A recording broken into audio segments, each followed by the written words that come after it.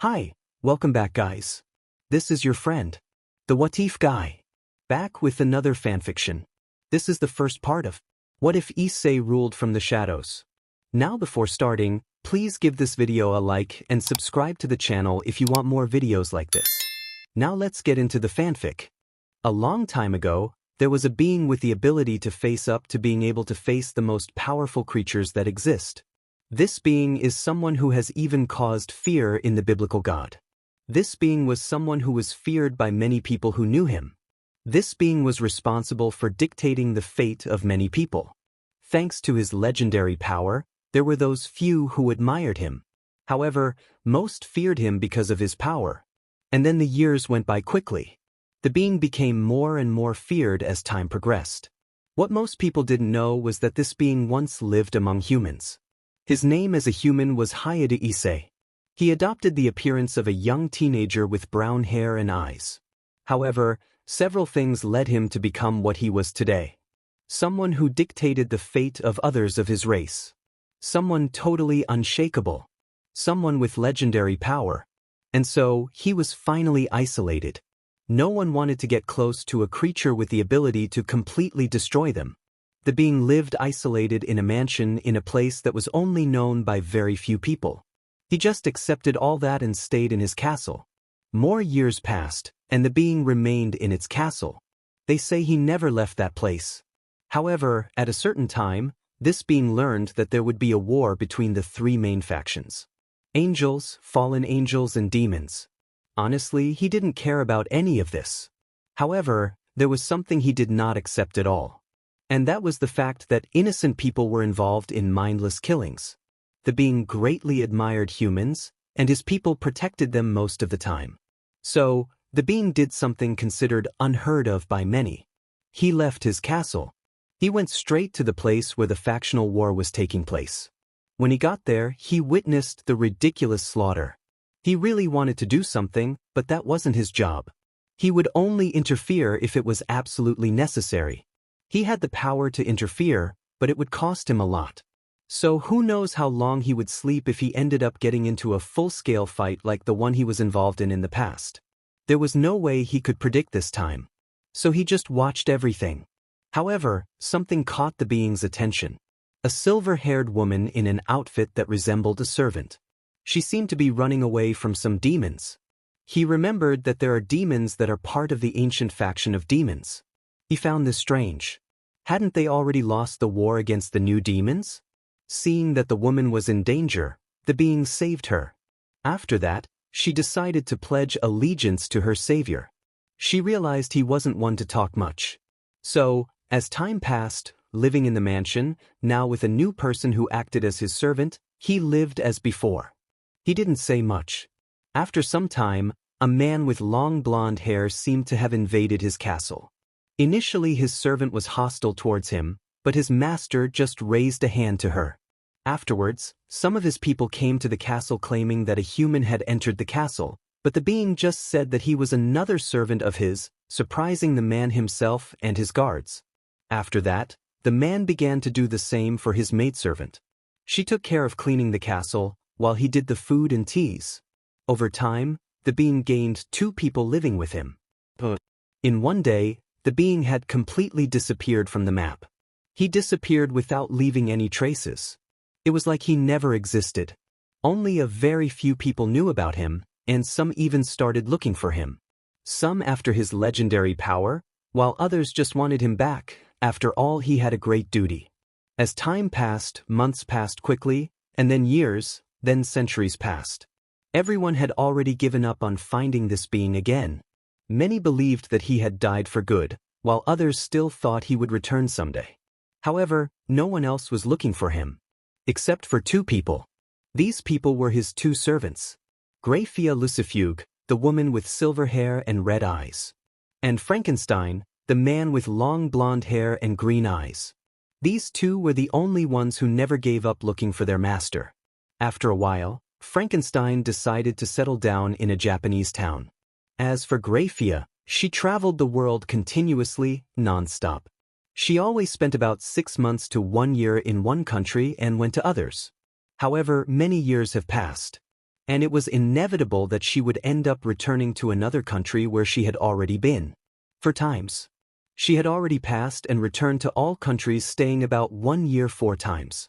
And it showed no signs of stopping anytime soon. And then, we have arrived in the current era. In a certain unknown place, an open casket was inside an abandoned establishment. The coffin lid was on the floor, and there was a person in it. Someone who seemed to be sleeping peacefully without any problems. Someone who slept looking like she hadn't slept in days. The person who was sleeping in the coffin was a person who appeared to be young. He had beautiful medium black hair, neither too long nor too short. He seemed to be wearing an elegant outfit from eons ago.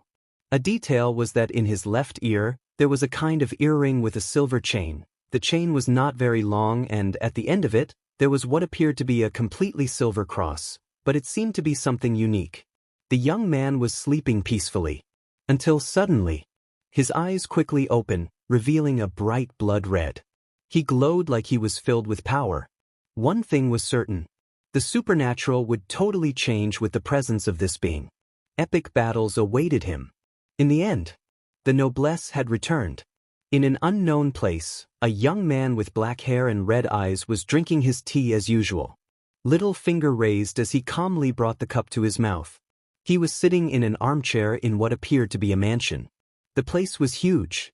There were various types of furniture and portraits on the walls. Things that seemed to cost a fortune.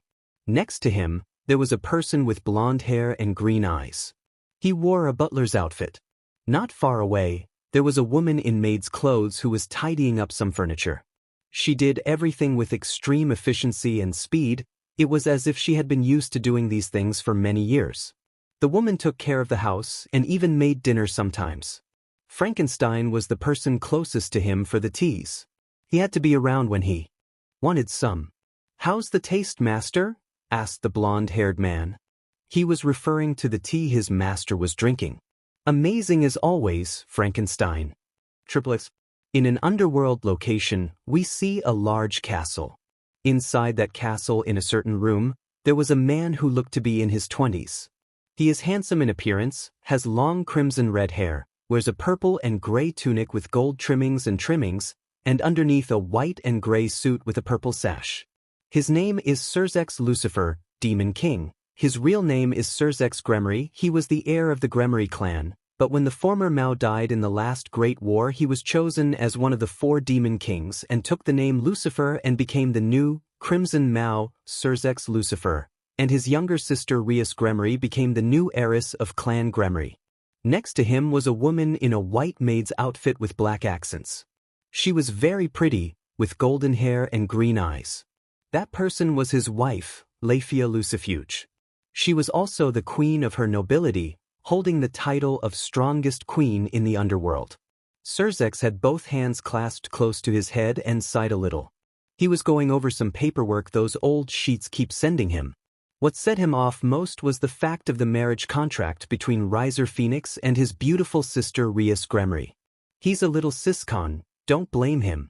And seeing that his pretty little sister is trapped in a commitment to that riffraff really set him off on a level beyond consciousness. But he can't do anything. Being one of the Mao, he cannot act with favoritism. The reason for marriage is to preserve the pure-blood devil race. Because of that, he can't do much to help.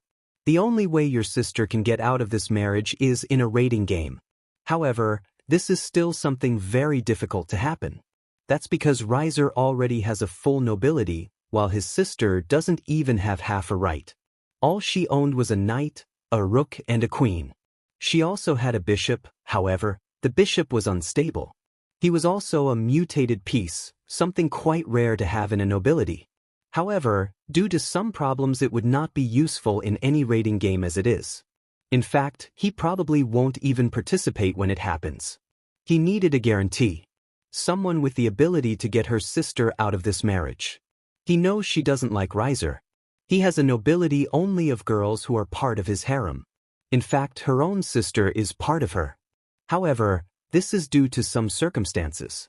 There's also that whole peace treaty thing. He and the other 2 factions are talking to seek a peace treaty between the 3 factions. The 3 factions are the angels, fallen angels, and demons. Of course, there are other small factions like the Shinto gods as well as the Yukai faction. The Yukai faction resides in Kyoto, a city in Japan. There are also vampires, however, they are few. And then there are them. The race of that being. Where they reside is completely unknown to all the supernatural. Many have tried to find this secret location but failed miserably. The only ones who know their location are themselves. However, there are some minor exceptions. He sighed. Some problem? His wife asked. Just thinking about all this crap, he said. There's been a lot going on recently. Indeed. But don't think about evading your responsibilities with some excuse. There are still papers for you to sign. She replied coolly. You're very cruel, Leifia-chan, he commented, crying anime tears as he signed some papers. I would like you to act more like my wife while we're alone, he grumbled. I'll do it when you finish the paperwork, Surzek-sama, was her answer. Although he still mumbled some things, he continued his work. Time passed slowly as he finished signing some papers while looking at others that contained some proposal for the Underworld. It was very boring work. He really wondered why he took this DMN job sheet.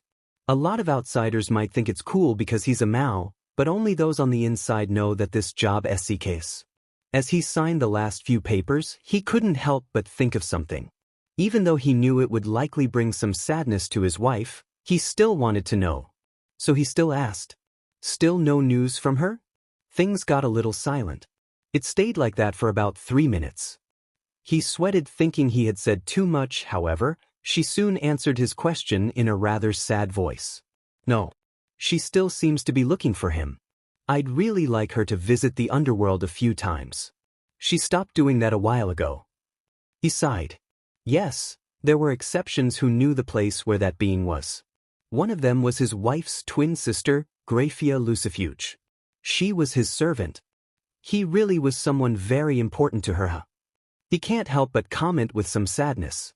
Yes. After all, it's been almost 1,000 years. Leifia commented sadly. A long time ago, there was a being with great power.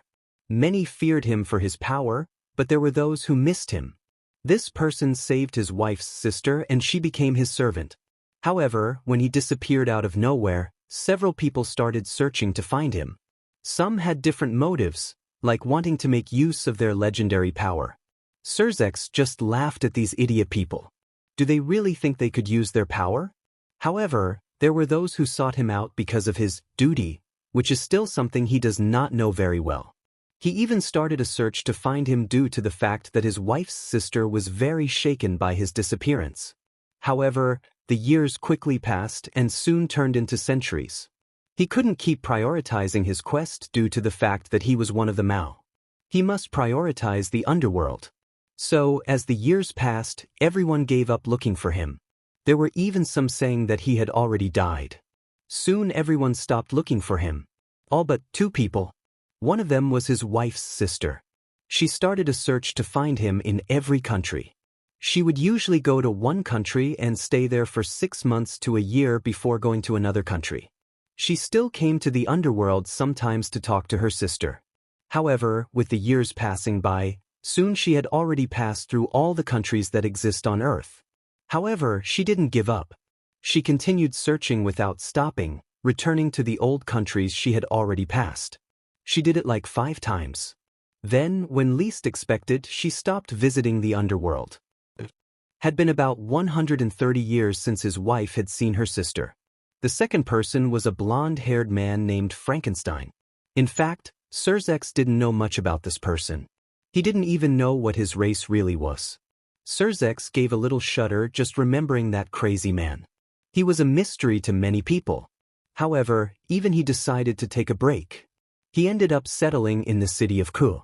As he owed him something, Surzek left him as headmaster of Kua's school, which is one of the best schools in the country. But, due to his request, his sister and the other devils who study there don't know that he knows about the supernatural. He is just known as an ordinary human who acts on Surzek's orders. Surzek didn't know why Frankenstein made this request to him, but he didn't disagree. He is now the principal of this school. I really hope he's alive, muttered Leifia. Surzek knew why his wife wanted this. His sister did not accept his death. If she lost hope, then she would probably want to give up on living. And that's something your sister won't let happen if she manages to interfere. Surzex will not allow this either. Graia is his wife's sister. If anything happens to her, Leifia will be sad. He knows that. Some time ago, he sent some people to find Graia's whereabouts, but had no success. Frankly, he was coming to believe that the only way to find her is if that being shows up. Speaking of which, Surzex remembered him a little. It's really hard to forget about him. Those black hair and glowing red eyes hinted at his race. There are also those words he said, they are something Surzex carries in his soul, and he remembers as if it was today that he heard those words. If he directed those words at you, then your fate was sealed. Those words. Your sins must be paid with your own blood. Triplets. In an unknown location, a person with black hair and red eyes was surveying his surroundings. He quickly looked at his open coffin. Looking around, he saw that it was a somewhat old place, as if it had been abandoned. He didn't remember how he got there. The being then began to straighten his clothes and prepared to leave. But first he took one last look at his coffin. His red eyes began to glow for a few seconds before returning to normal. He then left the place. The being quickly found something strange as he arrived on the streets. Buildings. Several buildings wherever he looked. There were also some strange vehicles that appeared to be some kind of transport. In the streets there were also some big screens, and on them there were people talking about something. The being was finding everything strange about its surroundings. How long has he been sleeping? He didn't think it was much. In his view, the human world was totally different from what he knew some time ago. He began to walk the streets with elegance. Hey look! A girl screamed. He is very hot. Is he a foreigner? He's too cute to be Japanese. His clothes are a little weird too. He looks like a model, look at his elegance. I agree with you on that. Several people whispering about him. He was a medium black-haired person with amazing ruby red eyes. He also wore some strange clothes in people's view. In her left ear was what appeared to be an earring with a chain. At the end of that chain was a silver-colored cross with some bright red accents on each end of it. They appeared to be jewelry. The way he walked fascinated some people for some strange reason. All the girls who laid eyes on him couldn't help but blush. It was like a CC god had descended into the human world. Several men at the scene cast deadly glances at the person who was getting so much attention from the women. Look at that sheet. Why are the girls all falling for him? He's not even that cute. Actually, he is. The man just walked elegantly while casting several glances at different things he had never seen before. However, quickly a young woman with blonde hair and blue eyes approached him. The person just glanced at the girl who was all red and nervous for some reason. The man noticed that she had a small object in her hands. He quickly began to analyze if this was a trap. In his mind, the girl approached with an evil smile, and then when she got close she pointed a silver gun at him. Take that, demon nobleman. Back to the real world. Hey, excuse me, began the girl, totally nervous. She then lowered her head and showed the object in her hand while screaming. Could I take a picture with you? Several people were looking at the scene, waiting for the boy's response. The men were casting some curses on him, while the women were getting curious. They also had a rosy tinge to their cheeks, but it wasn't even close to the girl who'd ordered for him. The man just looked at her hands, only to see an object. He saw that the object had some sort of screen, just like the screens he saw throughout cities and within some properties. The girl was nervous, however, after about 2 minutes of silence, she lifted her head, only to see the man looking at the object in her hands with curiosity and caution. Excuse me? She spoke in a low tone. The man continued to look only at that highly unknown goal. The woman then turned on her object, causing a white light to come on, making the man even more cautious. She then clicked on the screen a few times and showed him her screen. The curious man looked only to be surprised. He was seeing a reflection of him. He quickly moved his hands, and the person on the screen who looked like him also moved. It was like a picture that moved. The woman, although surprised by the man's actions along with the people watching, she asked again, "Can I take a picture with you?" She spoke pointing to the cell phone with her hand. The man just nodded in agreement, as there didn't seem to be anything dangerous. But that doesn't mean he's going to let his guard down. The woman might want that from him. The woman then ran to his side and lifted her cell phone a little way away as she spoke. Try a smile. Though cautious, he did as he was told and she quickly snapped the photo. A flash of light was caused, and the man thought he had fallen straight into the trap. However, nothing happened. She quickly turned to him. Thanks, she said as she ran back to a group of 3 girls who appeared to be her friends. I got it. Look. Kaya. It's perfect. Your smile. Look at the smile. They celebrated. The man, although he was finding it strange, started walking again. However, he finally realized something. Clothes. They looked very different from the clothes of the people he was seeing. Then, making a decision when he passed through a quiet area, his clothes began to change into something that looked like the clothes of the people he was seeing.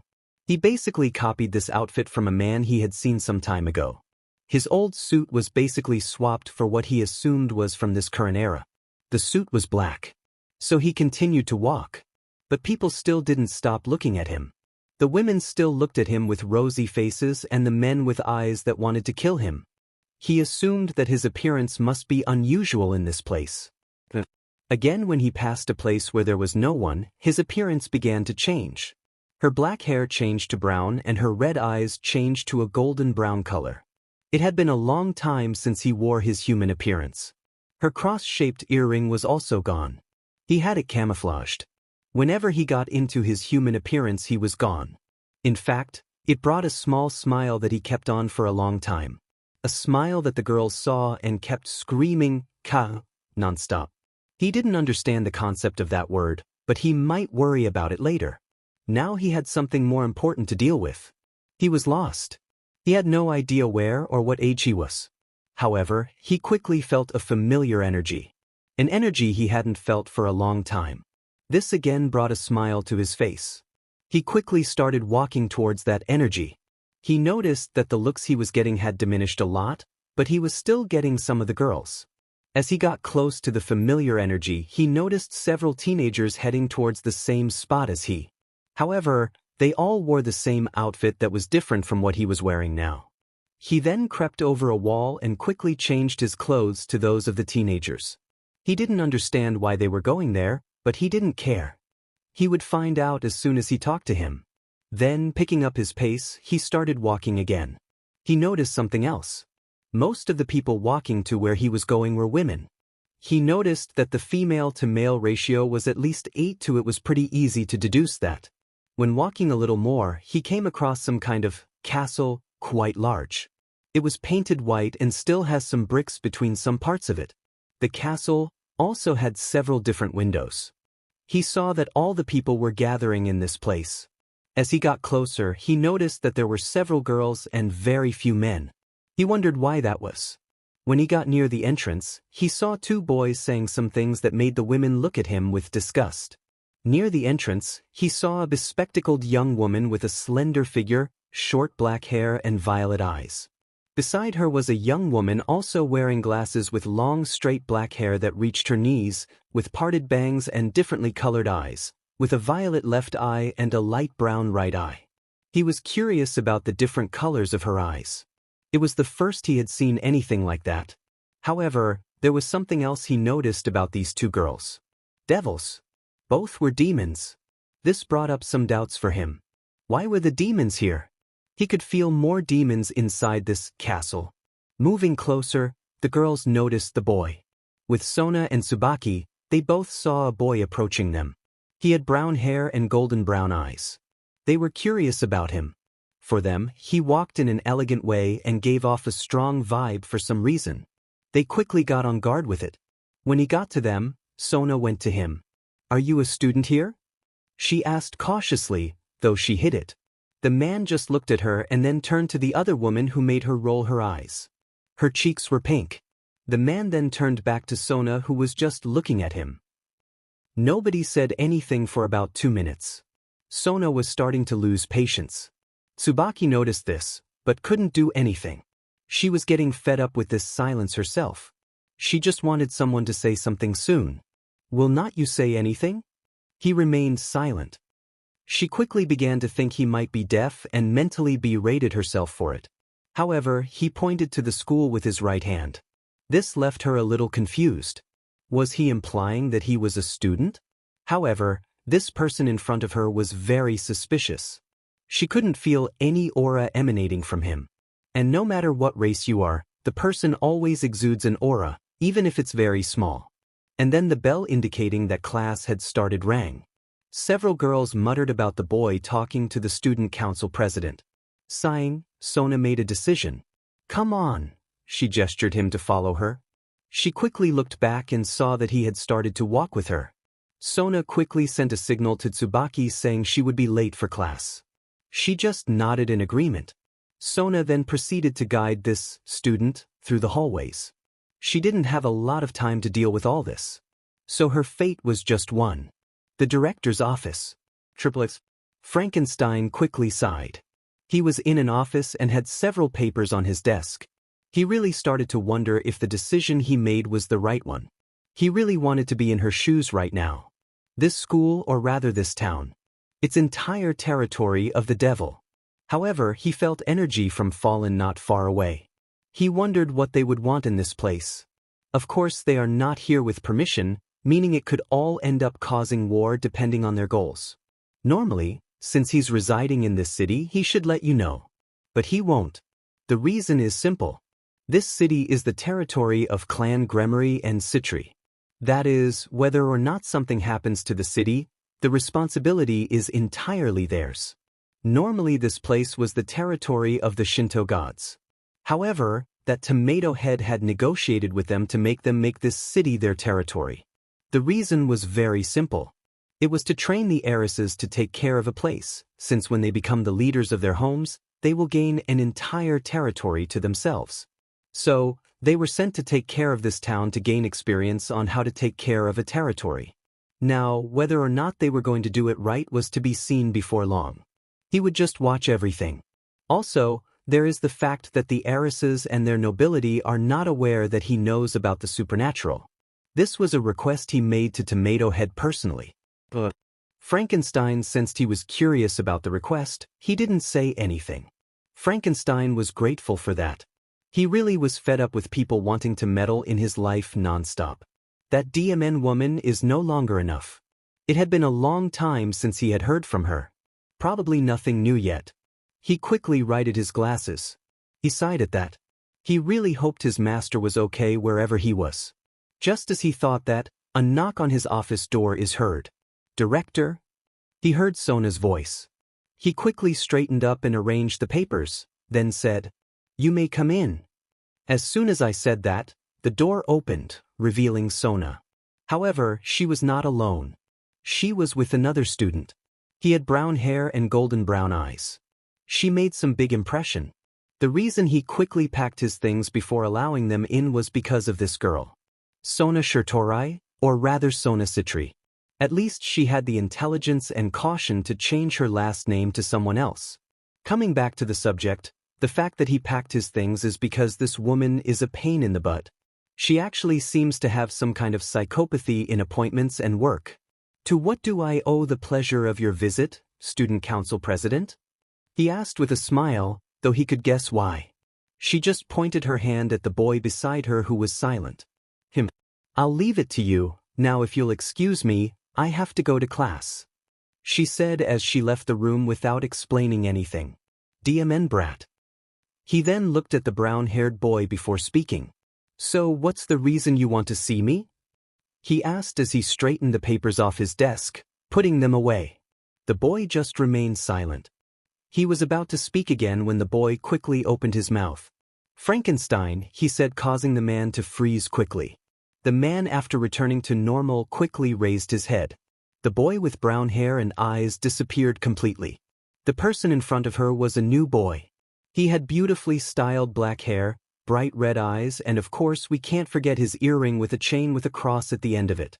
Each point of the cross has a bright red detail like a ruby. He stared at the new figure with wide eyes. He would never forget his appearance or voice. He recognized this person perfectly. He quickly walked to stand in front of the young man and knelt with his head bowed. My master. He got to his knees. He was overflowing with emotions. After nearly 1,000 years, he finally found him. No, he was the one who had found him. He quickly gave a small inward smile. He would brag and throw it in that woman's face. Graia and he never got along in reality. Both argued almost at every moment. And believe me when I speak, if the two of them get into an argument, the only person who can stop them is their master. Lift your head, Frankenstein. Yes. As requested, he lifted his head to look at his master. Cha. Ha. I would like your tea. Oh yes. Right now. Frankenstein got up quickly and went to prepare as requested. His master still liked tea, apparently. After a while, he returned to the office.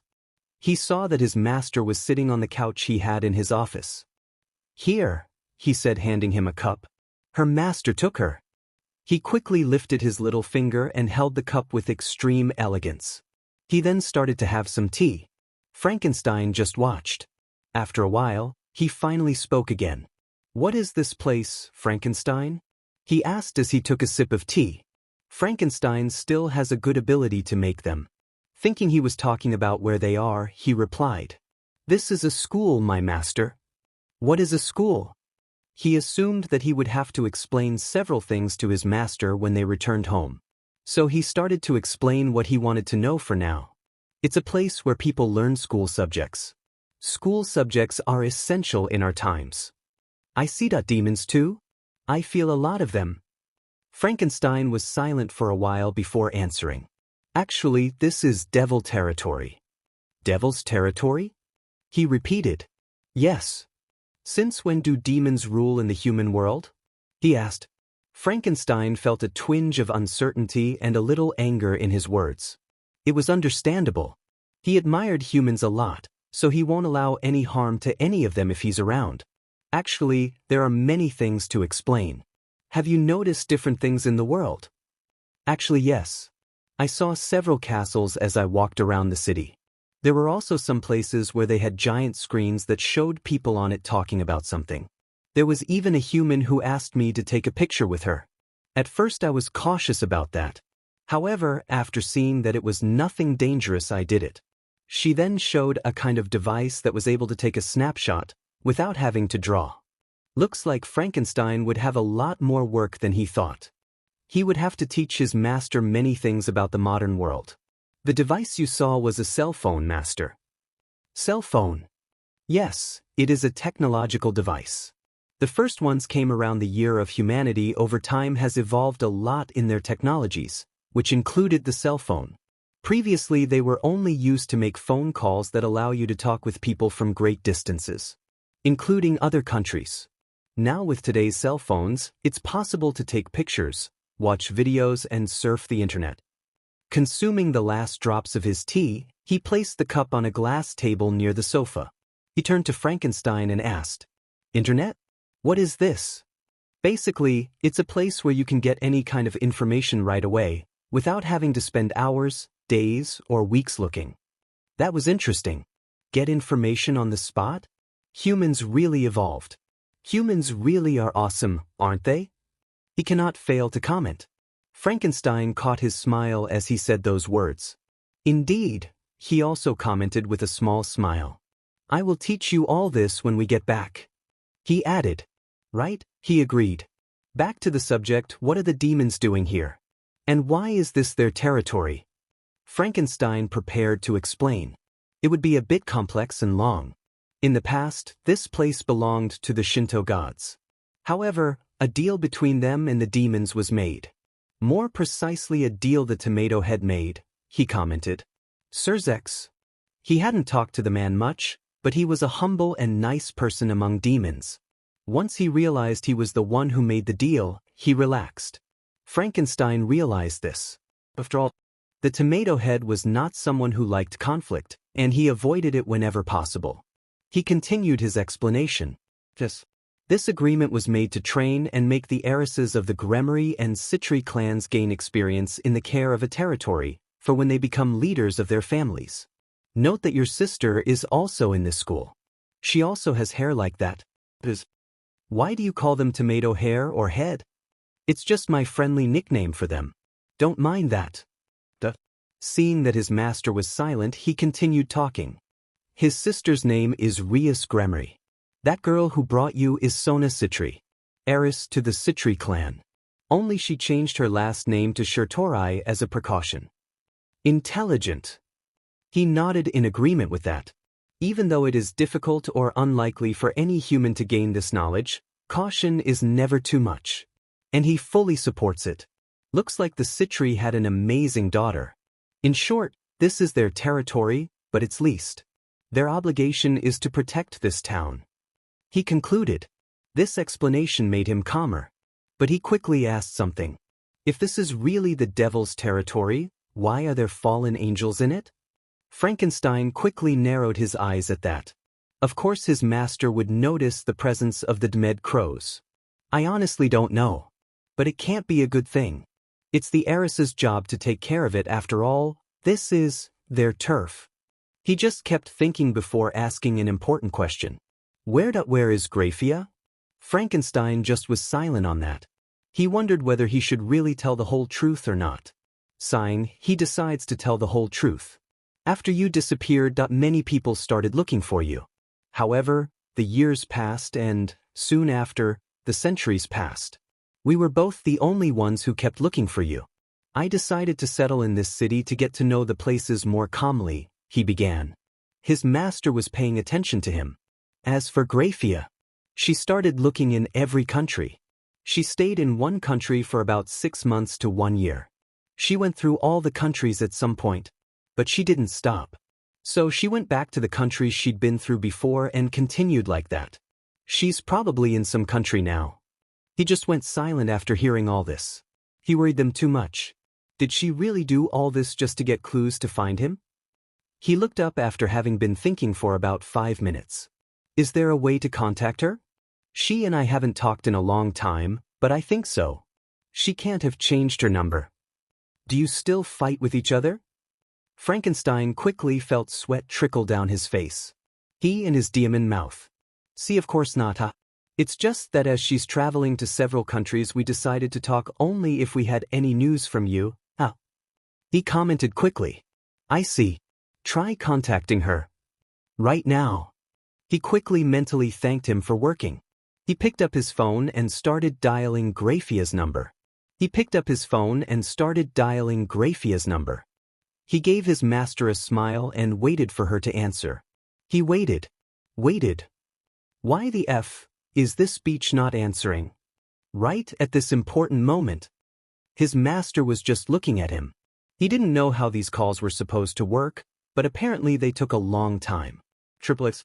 Meanwhile, somewhere in Europe, a woman with silver hair and eyes was standing in a forest location. In this place, inside the vast forest, there was a large mansion, and entering this mansion, it is possible to see several pillars of sharp ice with several men fallen on the ground. One of these men was completely frozen. Only the top part where her head had been was thawed. The woman just had a cold gaze looking at what appeared to be the boss. Her phone had rung a few times, but she just ignored it. She has something much more important than answering a trash call right now. Where's the coffin? She asked. After all these years with no clue as to his whereabouts. After having her hope dashed over and over again, she finally found something at the time that she was thinking of giving her some time. Information about a coffin taken from the bottom of the sea. It took a while to locate people, but after she did, she came running to that spot. These people supposedly know something about the coffin. A coffin at the bottom of the sea. Would explain why they hadn't found anything all these years. It was him. It had to be him. She would find him. The temperature in the place began to drop rapidly as ice sprouted from the ground. The woman was starting to lose her temper. Nearly 1,000 years have passed since she last saw him. She won't wait any longer. She raised her right hand as she made an ice spear and aimed it at the man's head. I'll ask one last question. Where's the coffin? She said as her eyes sparkled. You don't know. The last time I heard about that thing, they said they were going to transport it somewhere. The man screamed in fear. Which place? She was going crazy. Not screwing up that she would leave here without a clue. Not after I finally found something about his whereabouts. I'm telling the truth, I swear. She started to bring the spear closer to his head. Wait. I remembered something. She stopped. Spit it out. The man just sweated and started talking. Triplets. Returning with Frankenstein and his master. Demon woman. He turned with a forced smile to his master. It seems. She's not answering. In response, he just looked at Frankenstein, making him sweat. Could something have happened to her? He asked after a while in silence. I wouldn't worry about that. Something's more likely to happen to the person who tries to mess with her. You know her better than anyone and you know how strong she is. Silent.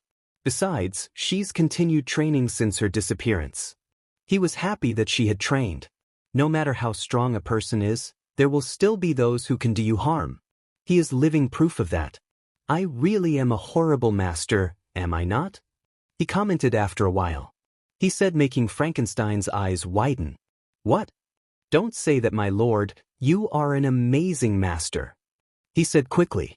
What kind of master does this to his subordinates? Letting them look for him for centuries in this way. In response, Frankenstein just said nothing. He wishes he could disagree with him, but he knows that if he does that he's only going to put himself further down. So he just said nothing with his head down. After what felt like 4 minutes of silence, he spoke. What year is it? It was something he really wanted to know. However, with the various information he received, he ended up forgetting to ask this sooner. Frankenstein mentally berated himself for not saying it right away. He then turned and said, We are in the year 2013, 21st century. So about 900 somethings. He muttered. Frankenstein, this device you call a cell phone, is it possible to talk to anyone? As long as you have the other person's number memorized or in your contacts list, yes. You can call them. He thought for a while before asking, Where can I get one of these? Frankenstein was quick to respond. Don't worry about it. I'll make sure to give you the most technological and most expensive model tomorrow morning. He stated with serious looks. Though he was curious, his master would call. That's probably why he asked for the cell phone, right? I appreciate it. There is a question I have on my mind, he said. What question? Frankenstein would do his best to respond to his master as best he could. When I was entering this school, I noticed that there were a lot more girls than boys. Why is that? Well, actually, Kuo Academia was an all-girls school. Recently I opened places for boys too. I see. After that they were silent for a short while, until Frankenstein decided to clear a doubt. What do you plan on doing next, master? Frankenstein asked something that was causing him doubts. With their master's awakening, if they find out, they'll come after him again. This will cause problems for him, due to his duty. And he's sure the reason he disappeared must have been to sleep. But for him to have stayed like that for so many years, what the hell could have happened? He honestly doesn't want his master to go back there. He's just going to expend his life energy doing his duty that those hypocritical sheets want him to do. He clenched his fist at the thought of those bees. He then responded with another question. Tell me, Frankenstein, you said this is a place of learning, right? Frankenstein just looked at him a little confused before confirming. Yes. He saw his master look at his office window. It was on the top floor of the school. He seemed to be looking away from somewhere. He then turned his eyes to him. I would like a favor from you, Frankenstein. Triplets, Class 3. The break PRD was ending. However, there were already some people in the classroom. These people were Rias Gremory, Akino Himejima and Sona Citri were gathered in the back of the room. You said you didn't feel anything, right? Asked Rias. Yeah, it was really weird. He didn't say anything either. I think he must be deaf or just have trouble speaking. I took him to the headmaster to take care of things, but I haven't seen him until then. Sona replied. Akino was just watching them talk as he listened intently. Are you sure you don't have anything else? Rias asked. She sighed. No, Rias. Rias bit his lip a little at that. She had little time. She had to find someone to add to her nobility. Someone to help you earn your freedom. Of course, after hearing about this person from her friend Sona, she became anxious. She wouldn't marry that FNG riser if the cow came home. We still have time, Rias. Aquino put his hands on her shoulder. Rias just gave her a weak smile. Aquino is a beautiful young woman with a voluptuous figure, very long black hair and violet eyes. Her hair is usually pulled back into a long ponytail, reaching down to her legs with 2 strands sticking out of the top and slanting back, with an orange ribbon holding it in place. Like most Kuo Academy girls, she wears the usual Kuo Academy girls' school uniform, along with black socks up to her calf. She was the queen of the nobility of Rias. And she knew how much her king hated that man. The worst thing is that if he marries her, he will have all of Rias' nobility in his hand. That included herself. She was disgusted just thinking about it. But isn't it strange that we haven't seen this person yet? Aquino analyzed. Indeed. I'm starting to think it was someone trying to pass as a student, Sona replied. He is handsome? Aquino commented jokingly. Well, ugly he sure isn't. Sona replied honestly. Rias was about to say something when the bell rang and the teacher entered. Soon after, several students whispering began to enter soon after. When everyone was seated, the teacher started to say something. Class, I know this is kind of unexpected, but we're going to have a transfer student today. Transfer student? This is unusual. Is it a boy? If it is, I hope it's not a pervert. We have enough. I hope he's a cat. Rias, Aquino and Sona just listened to this without saying anything. They were curious about who this transfer student was. Silence. The teacher shut them up. Ahem. All right, you can come in. As she spoke, a person entered the classroom. Audible gasps echoed throughout the room. A young man with brown hair and golden brown eyes walked through the door and stood in front of the people in the room. Sona quickly widened her eyes at the sight of the person. It was the same boy she had met earlier. Rias and Aquino were curious about the boy. They felt absolutely nothing from him. So they assumed it was this person Sona had spoken of. Could he be powerful? It was Rias' thought. The boy just stood there silently saying nothing. What are you waiting for? Introduce yourself. The teacher spoke a little irritated. The boy just looked at her and turned his attention to the rest of the class.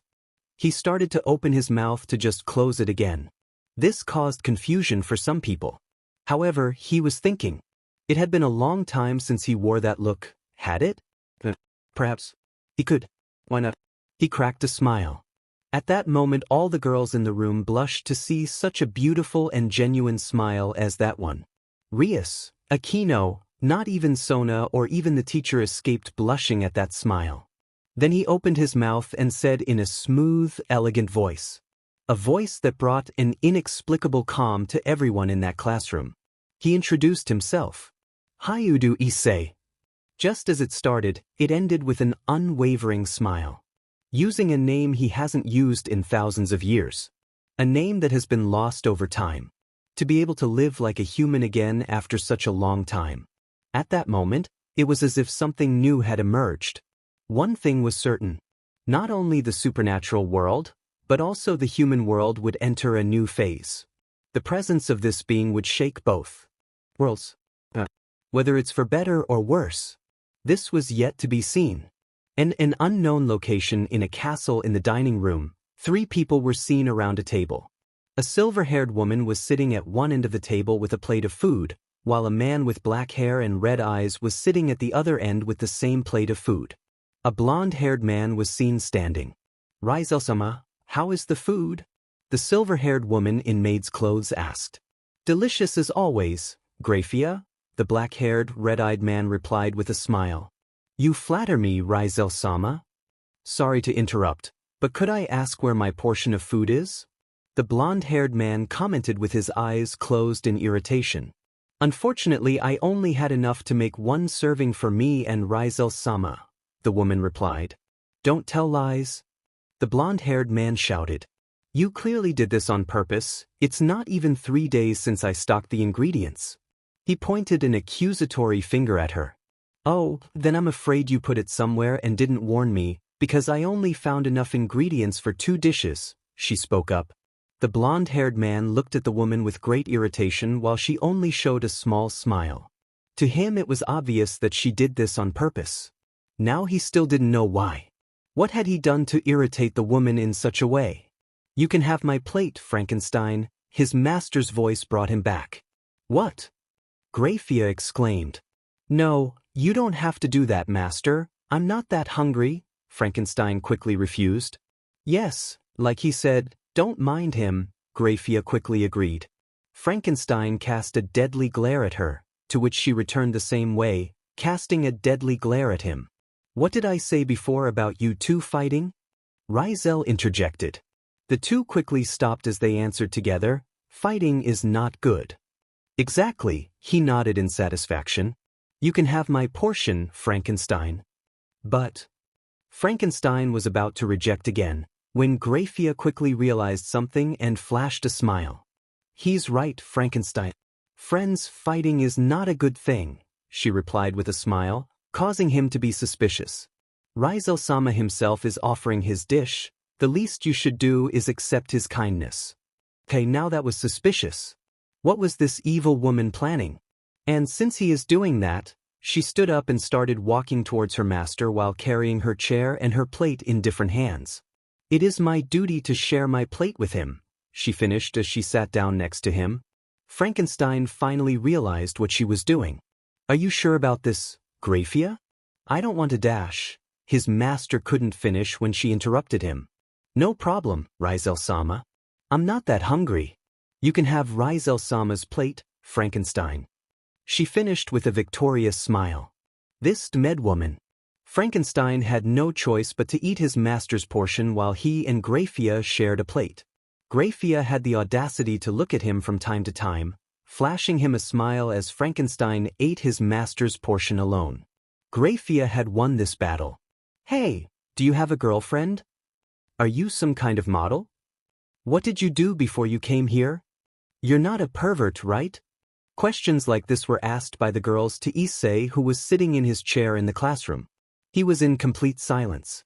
The heiresses along with Akino and Tsubaki were just looking at this cautiously. They couldn't feel any kind of energy coming from Issei. That was strange. After all, every living creature always emitted some kind of aura, even humans. There were some that were very weak, but it was still possible to feel it. This was the first time they had come across someone who did not emit any kind of energy. Tsubaki is a young woman with glasses with long straight black hair that extends to her knees with bangs and heterochromic eyes, with a violet left eye and a brown right eye. She also wears semi-rimmed blue glasses with square lenses. Initially, Sona thought Issei was deaf or something, but seeing how he introduced himself, she dismissed that. He also seemed to understand the female students who were asking him questions, but he was still silent. Maybe he was shy? That was the only thing she could think of at the moment. She quickly adjusted her glasses and spoke in a commanding voice. Girls, don't bother the new guy. Don't you see that you are making him uncomfortable? The girls quickly turned to her and then to the transfer student. Sona is right, how about giving him some space? Ria spoke with a gentle smile. Right, sorry for the inconvenience. The girls quickly bowed their heads in apology to the transfer student. He just turned to them and gave a small smile with a nod. Naturally, this action brought different reactions. Kaya. His smile is very nice. He sure must be some kind of model. The boys were different. Shitty pretty boy, one boy whispered. What do they see in him? I'm better looking. Said boy turned toward Rias and Sona's direction. He gave another smile with a nod of his head. They blinked a little at that, but returned the smile. He is probably thanking them for their action earlier, they thought. The rest of the class was quiet, but during it, some people noticed something. Issei was not carrying any backpack or notebook, but he seemed to be listening to the teacher attentively.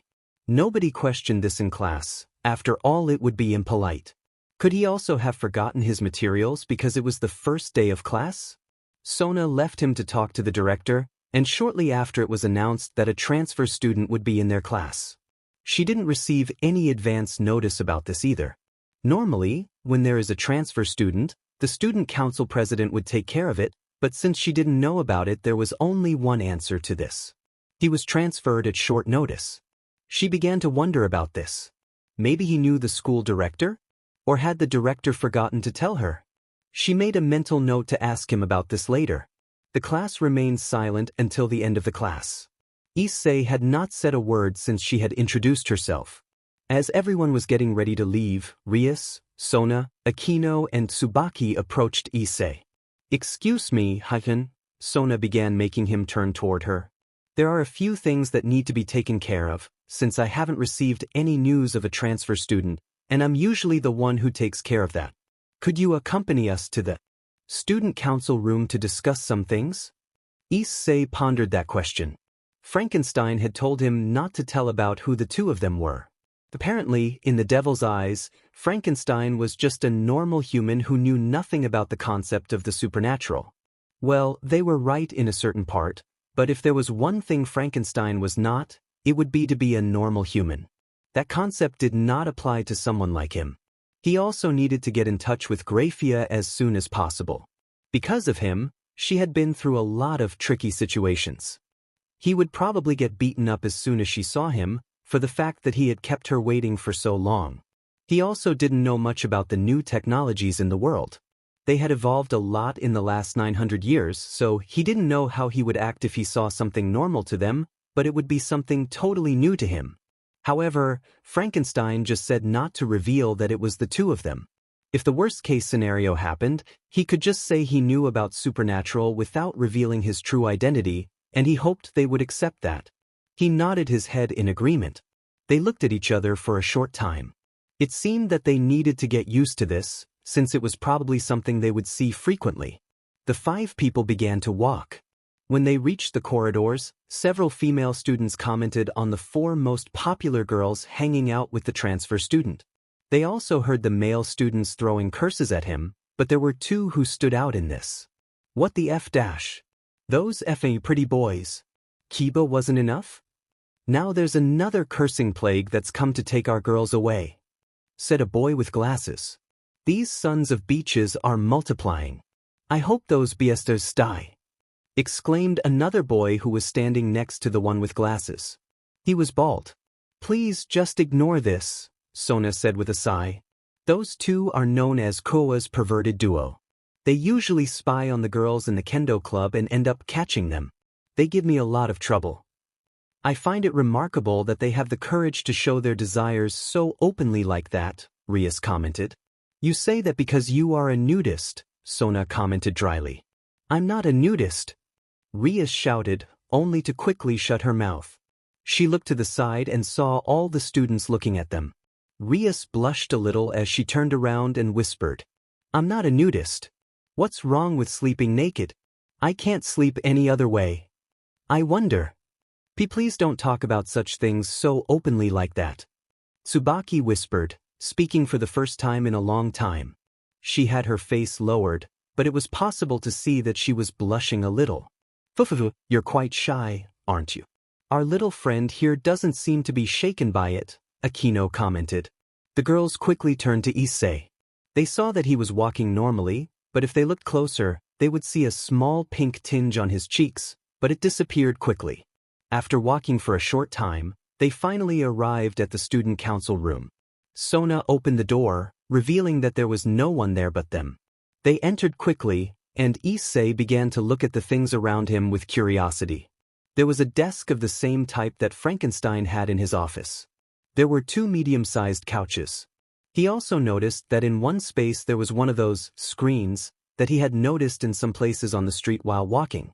The difference was that this one was much smaller than the ones on top of some castles. On the Sona table, he noticed that there was a board game along with another machine. "Is it just us?" Akino asked. "Yeah, the others went to take care of some things," Sona replied. Rias and Akino noticed the way she talked about it and looked at Issei. He seemed to be looking everywhere in the room. Is he looking for something strange? Were the thoughts of both of them. Tsubaki and Sona were also thinking along similar lines of this. They didn't know that he was looking just out of curiosity. There were some things he was seeing for the first time, such as what appeared to be a machine with some black liquid inside it. Sona sat down in his chair. "Akino, could you prepare something for us?" "Sure, Kaich." "Hyun, would you like some tea?" Akino asked. Upon hearing the name T, Issei quickly turned his head toward Akino and nodded a few times. He doubted that his tea was any better than Frankenstein's, but he had been wanting to have some for a while. And with this class thing he didn't have time for it. Looks like someone quite likes tea, huh, Fufu? Akino quickly left to prepare tea for everyone. After about 13 minutes, she returned and gave everyone a cup of tea. They looked at Issei with raised eyebrows. The reason was that he had his little finger raised as he brought the cup close to his mouth. He took a sip of the tea. "It's good," he commented with a smile after he moved the cup away from his mouth. It wasn't as good as Frankenstein's, but it was still good. Thank you." Akino commented with her cheeks a little red. She was confused how to act. He had spoken after a long time. His voice was soft and calm. It was a very good thing to hear. "You're not one to talk much, are you?" Rias commented as he looked at her without answering. "You should talk more often. Your voice is very beautiful." She added sincerely. "I agree with her," Tsubaki said. He just blushed a little at that. They were able to see this time, and Akino let out a fufufu, while the others smiled a little. "Okay, first of all," Sona began as he caught everyone's attention. "I saw that you didn't bring your school supplies with you. Were you able to understand the lessons perfectly?" she asked. She could move on to the other questions later. As student council president, it was her job to keep the students in line. And since he hadn't brought his school supplies, she needed to know if he was understanding the class. He was the quiet type, and usually these guys were smart. A while passed and he remained silent. "Can you please answer my question?" Sona asked again. "The history subject was interesting, I didn't see any problems with it," he commented casually. "However, that thing called math. I didn't understand it at all." The others blinked at that. That thing called math? What exactly did he mean by that? Did he just not understand the subject matter? It seemed to be more than that. "I see that I asked about your school supplies. I will arrange everything to bring tomorrow," he replied as he took another sip of his tea in that elegant way. Frankenstein had warned him about his school supplies before he left for class. Apparently he needed books for each subject and a notebook for copying the material. He would have to pester Frankenstein a bit in order to understand these things more easily. After all, he had to learn about the last 900 years. "Okay, then we can move on to the next questions," she began as she used her computer. "You said your name is Hayuda Issei, right?" He agreed. "I couldn't find any record of any Hayudu in Kuo City." All the girls looked at Issei with appraising eyes. Issei assessed the situation, pondering what would be the best way to get out of this situation. "I am from very far away. I have no parents," he commented softly. "Oh, I'm sorry about that," Rias quickly said as she sent a glance to her friend. "Forgive me for that, I didn't know, but that still doesn't answer my question. Forgive me if I'm being pushy, but I have to know. Don't you have someone to take care of you?" Sona asked. "2 people," he replied. "My maid who is currently away taking care of some matters and Frank. If the time comes when you need to comment on me, just say Frank." He remembered what Frankenstein had told him earlier. "The director?" Sona asked with a raised eyebrow. Issei just shook his head in agreement. "So you live with him?" He agreed again. "Right, I apologize for any rudeness. He seems to be known to the director, which explains his transfer," Sona thought. Besides, she is still curious about the fact that he doesn't emanate any kind of energy. Could it be? There was only one race that refrained from possessing any kind of energy. But that's impossible, she thought. They were known for their red eyes, and the boy in front of her possessed golden brown eyes. And it was impossible for them to be able to hide their eyes with any kind of magic. Rias seemed to have come to a similar conclusion to her. Well, they were right about this certain race being unable to hide their eyes. But the person in front of them was not normal. The girls had already finished their tea, leaving only Issei to drink hers. They all looked at each other and nodded. Sona turned to Issei and asked, "Tell me, Haikun," she began attracting his attention, "do you believe in the supernatural?" It was a risky move, but the worst he could do was laugh in their faces or call them crazy or something.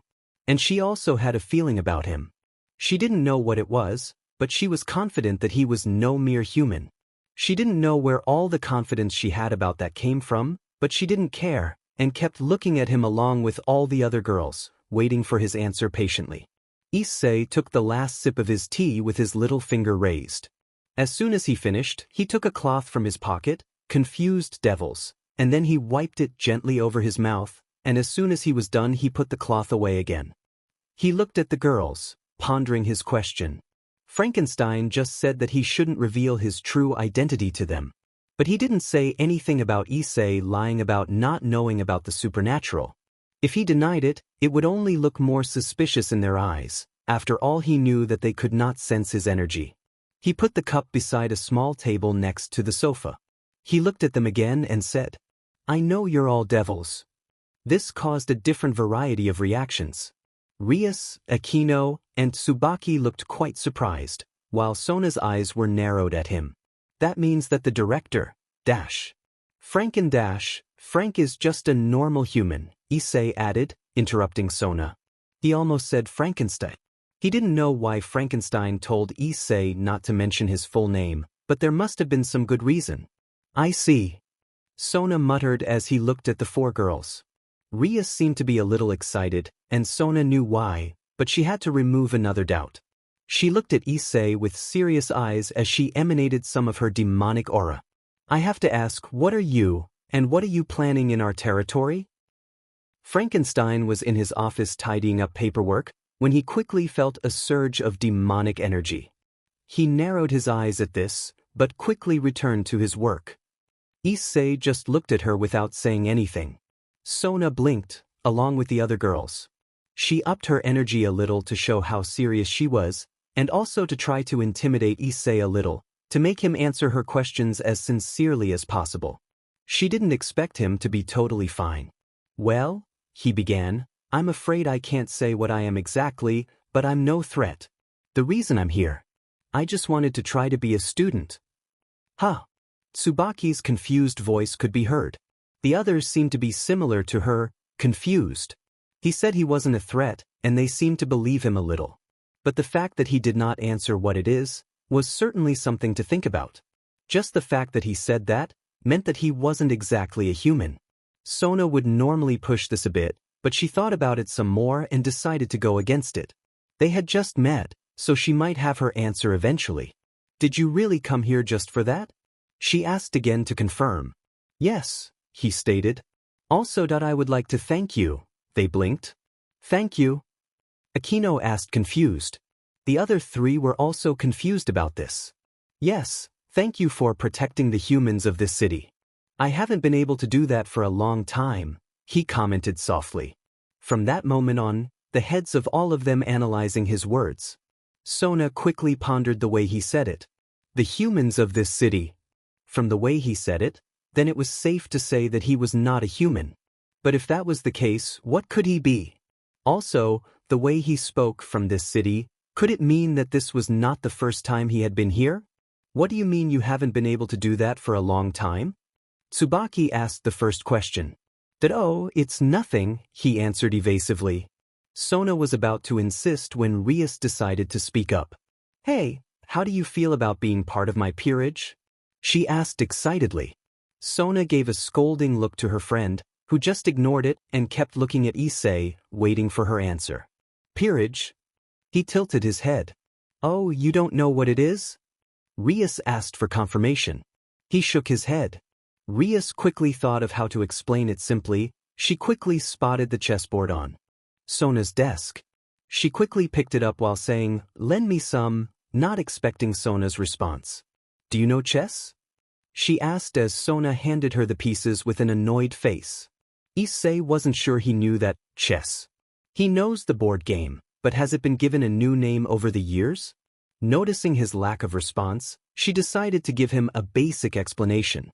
"Nowadays there are several board games," Rias began, removing any doubts he had. "Chess is a board game, competitive in nature, played between two participants. Each is represented by pieces of opposite colors. Usually black and white are used. The objective of the game is to conquer the king of your opponent." Seeing that he was paying attention, she continued. Both players receive the same pieces. 1 king, 1 queen, 2 rooks, 2 bishops, 2 knights, and finally the 8 pawns. It's a pretty famous board game in the Underworld, she said. Issei thought about it. A board game famous in the Underworld? Well, it was to be expected. After all, most of the games you have in the Underworld, Heaven or Gregory, were made by humans. To explain what I intend, you need to tell a bit of the history of supernatural beings. She began attracting his attention. A long time ago, there was a 3-sided war between devils, fallen angels, and God with his angel followers. The 3 parties had great armies and fought for eternity. As a result, all 3 parties lost their troops and the war ends after hundreds of years with no winner. Issei narrowed his eyes as she spoke this. As much as he didn't participate much in that war, he still didn't like to remember it. Sona noticed his glance at that, but Rias didn't seem to notice since she was immersed in the explanation, and so she continued. Devils were no exception. Great noble devils who commanded about 20 or 30 troops lost most of their subordinates during the war. They lost so many that they were unable to assemble new armies. Most of the pure-blood devils died in the war. After the war, many problems arose for the devils, fallen angels, and God. While the fallen angels and God lost a good part of their troops, we are in no position to let our guard down, otherwise we would have serious problems. Although she was correct in most of the information, there were still a few things that were incorrect. Perhaps the information was lost over time? Or did the leaders simply spread false information? Just as the angels created their system for reincarnating people with playing cards, the devils decided to use a system of forming small groups of soldiers. And from there the evil parts came into being. Issei's eyes turned to her. For some reason, the atmosphere in the room became a bit stifling for all the devils. System to reincarnate people? Humans? He asked, although it sounded more like an order by his tone. Akino, Sona, Tsubaki, and Rias were sweating for some reason. Sona had a feeling that something bad would happen if she didn't say something fast. Yes, noble devils have decided to use the rules of a human game, chess, for their devil soldiers. However, we do not reincarnate any person against their will. We ask the person if they want to join our peerage. If they refuse, we simply erase their memory on the matter. Sona explained. The feeling they had been feeling went away, allowing them to breathe more easily. They quickly looked at Issei with only one thought in their minds. What the hell was that? Yes, I treat my peerage like my own family, Rias added, after he was able to recover. Sona is the same. Sona agreed with his head. He was silent for a while, causing tension between them, and after a few seconds, he finally spoke again. You treat the members as your own family, but that doesn't mean that every devil is the same, does it? It is as you say, Sona began, looking directly into his eyes. There are devils who treat their servants like slaves. She had no reason to lie about that. But like I said before, I treat my servants like my family. Rias commented quickly. What do you think? You could get wealth or fame or whatever you want. At that moment, Rias looked like a girl desperate for him to agree to join her peerage. Of course, all 3 of the others knew why, unlike Issei who wasn't aware of anything. But I'm sorry, he commented, making her hopeful eyes vanish. I can't be one of your servants. Dash. Just as she was about to speak, a knock on the door was heard, making everyone turn to her. Excuse me, Madam Student Council President? A familiar voice commented. Director? Sona asked. Yes, it's me. Is Issei there with you? Yes, he's here. One moment, Sona replied, and seconds later she spoke. You may come in. As spoken, the man entered the room. He was a blonde-haired man in a suit. He was known as Frank, the school director. What are you doing here, Director? Rias asked. As much as she was curious, she was also a little angry that he had shown up just now. Well, I came to pick up Issei to show him the house we're staying in. Since I couldn't find him anywhere, I assumed he was here, and the students commenting about the 4 beauties walking with a prince to the student council room just made me sure, He commented with a chuckle. Satisfied?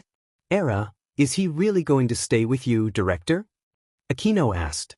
Yes, you see, since he has no parents, I'm the one who will take care of him. It's a good thing you'll be taking care of him, Tsubaki commented. Frankenstein just gave her a smile before answering. Thank you, although we don't know who his parents are, that was the reason why the paperwork on his identity will take a while. I assume that's why you called him here, right? He asked Sona. Sona adjusted her glasses as she replied, Yes, you are right. Thank you for your time, Haikun. Issei just nodded and stood up to leave with Frankenstein. Oh, before I forget, Director, Sona began catching his attention, causing him to turn to her. Even though he told me he was going to prepare the materials tomorrow, you shouldn't have sent him to class without at least a notebook to copy things in. Frankenstein quickly widened his eyes as he shifted his gaze to his master. How was this possible? How the hell did he allow this to happen? How the hell did he forget his master's school materials? I'm sorry, Master, I completely forgot my school supplies, Frankenstein whispered to his master as they walked through the halls of the school. At this time there was hardly anyone in the hallways. No need to apologize, Frankenstein. As they walked, Issei suddenly stopped. Frankenstein, realizing this, also stopped as he looked around confused. Master? His master, however, was looking in a specific direction. Following his gaze, he noticed that Issei was looking at a brown-haired girl who was wearing glasses. If he was not mistaken, that was. Tell me, Frankenstein, did Graia have any descendants? Frankenstein squeezed his eyes shut. That crazy dragon? Not that I know of. Why? It's nothing, probably just imagination. He returned to walking. Frankenstein narrowed his eyes as he looked at the girl his master was looking at before resuming walking with his master. By the way, Frankenstein began, I sent Graia a text message via cell phone, since she wasn't answering her cell phone call. The log showed that she viewed the message a few minutes ago. Oh, that's good. The voice came out a little louder than usual. Are we still going to meet her today? Probably, she said she'd be here in town in a few hours.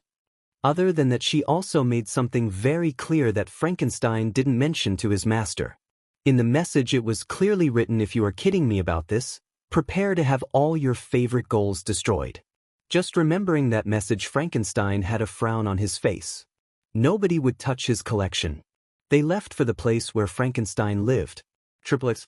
Once they arrived where Issei was going to live with Frankenstein, he soon realized that the house was quite large. Not as big as his castle, but much bigger than the other residences nearby. All the way to the house where he was going to stay, Frankenstein had to explain to Issei about various things they saw along the way. The advance of technology was too great. He doubted that he would be able to learn about everything in just a few weeks as he had originally planned. Frankenstein quickly made his way to the door and brought his face close to some kind of strange machine. Authorized access. What was that? Issei asked. Facial recognition, he replied. We will add yours soon, Master. Issei merely nodded. They quickly entered the house. What is the term used for these large houses?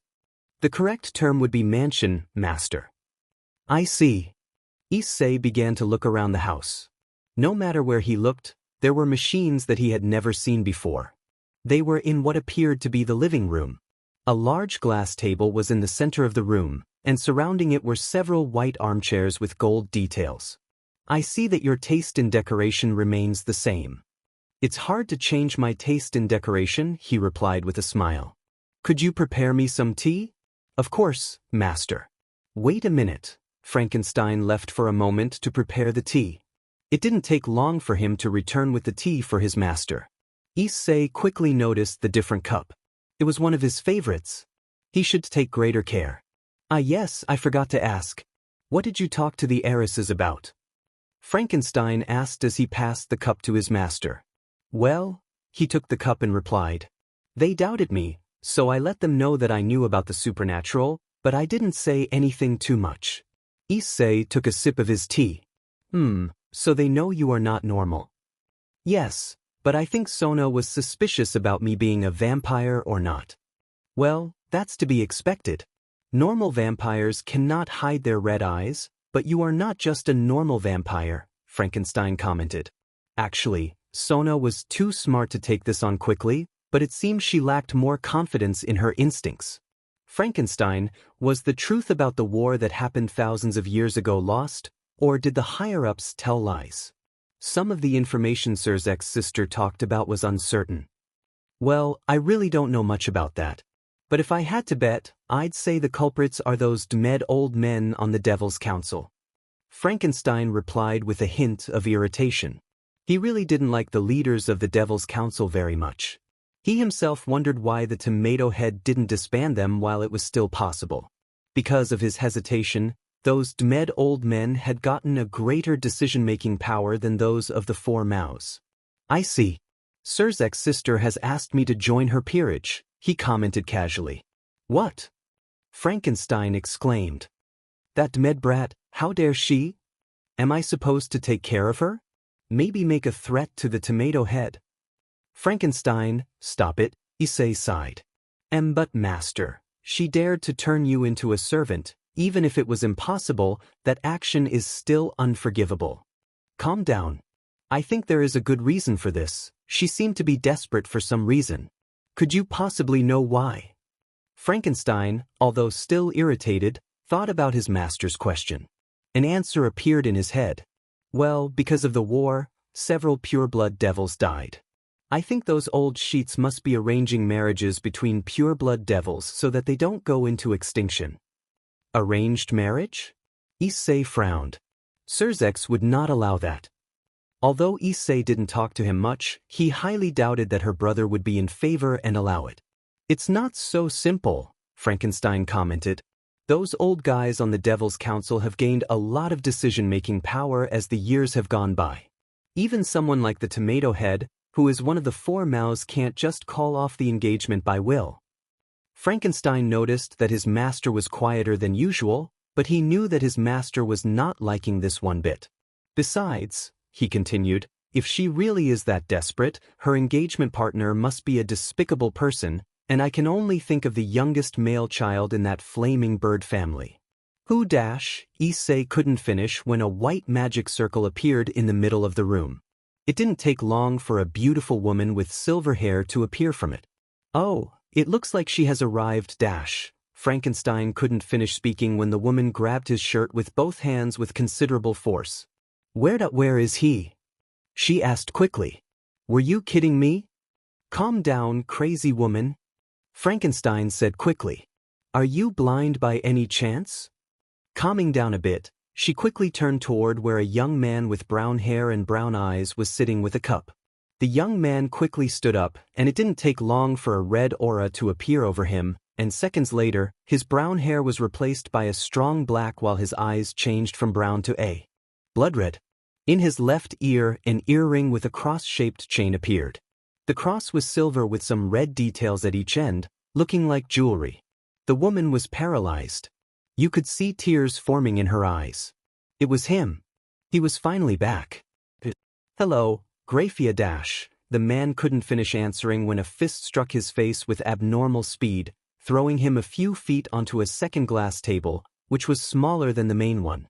The sound of breaking glass was heard. He had no time to process when the woman within seconds was on top of him and started punching his head, breaking the floor and some things near him. Hey! What the hell are you doing dash? Frankenstein was stopped by a raised hand from his master. The warning was clear, don't meddle. You idiot! The woman shouted as she punched his face with even greater force, sinking him a little to the floor of the mansion. You know how hard I looked for you, huh? The woman with tears on her face continued to scream as she punched his face. 19 times. The sound of the ground cracking more and more was heard. I have traveled all over the world 19 times. Her voice was completely unlike anything she had ever used. The tears falling from her eyes were like small waterfalls. 19 times staying in a country for 6 months to a year, trying to find some clue about you. Another punch. Suddenly the punches became slower and weaker. 937 years searching for you nonstop. His voice began to grow weaker as his punches stopped. Do you even know how worried I was? Frankenstein, who was just listening to everything, made a sad expression. No, she raised her fist again. Don't you dare disappear without me again, you idiot. A punch stronger than any other was thrown at him. The sound of something breaking was heard. Frankenstein froze as he looked at the item. Please, her voice was weak as she kept crying. Please. Don't disappear again. She sank her head into his chest as she kept crying. A hand was placed on her head. She raised her eyes and saw her master giving her a sad smile. Although her punches were not able to hurt them, she slowly began to regret what she had done. Just as she was about to apologize, her master spoke up. I'm sorry, he said. I'm not someone worthy of you calling me master. But, if you give me another chance, I guarantee that something like this will never happen again. He put his other hand over his eyes, wiping away his tears that kept falling. He worried Frankenstein and Graia. He would not let something like that happen again. So, although it's too late to say it, I'm back, Graia, he commented, expecting to get another punch. When nothing came, he looked at her, who was now finally stopping crying. She flashed a smile as she sank into his chest again. Welcome back, Rizel-sama. Sorry to interrupt your beautiful reunion. They heard Frankenstein's voice. Quickly looking in his direction, they realized that he was not happy at all. The dark aura that covered his body was living proof of that. When they looked away, they finally realized the reason why he was so angry. A few meters away was his favorite mug. Completely broken. Even Issei was careful not to break anything in his collection. This was bad. However, his favorite mug was not the only thing broken. All around the mansion, carvings, plates, bottles, lamps and vases that looked very expensive were all broken.